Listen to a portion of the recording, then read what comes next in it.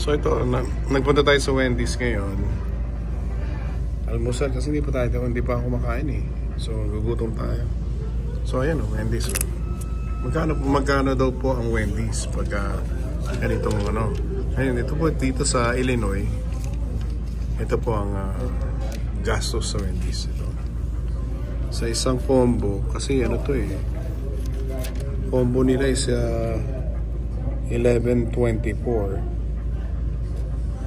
Actually, yung medium combo nila, Baconator Double, medium price, ayan, is $12.29.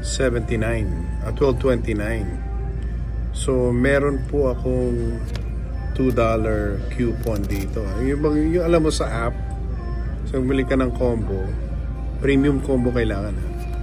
Pag bumili ka ng premium combo, meron kang $2 off. Ayun. Kaya ngayon, total of almost $13 yan.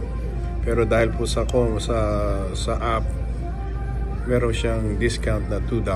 Ayan. So, naging $11.24. Kasi yung tax na yun, $9.95. Ayan, 95 cents.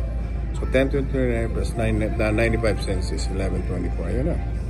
Yan po yung total natin sa ating combo ngayon. Ayan po. Wendy Restaurant dito po sa North Avenue, dito sa Illinois.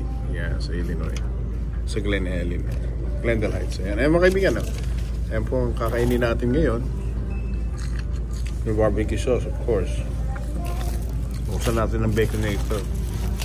Mahal na yun, no? Baconator, tignan natin. Okay, here we go. Wow, ang laki. Yung first time ko po bumili ng ganito. Ayan. Yun lang pala yung Baconator na yun. Sus Mariosep. Maliit lang pala. Wala palang bacon. Ayan yung bacon, no?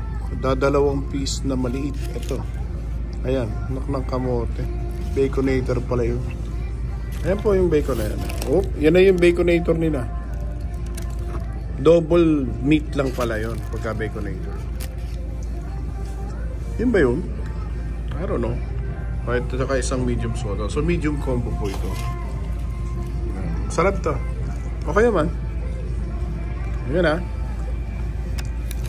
Kailangan maubos natin to. Okay.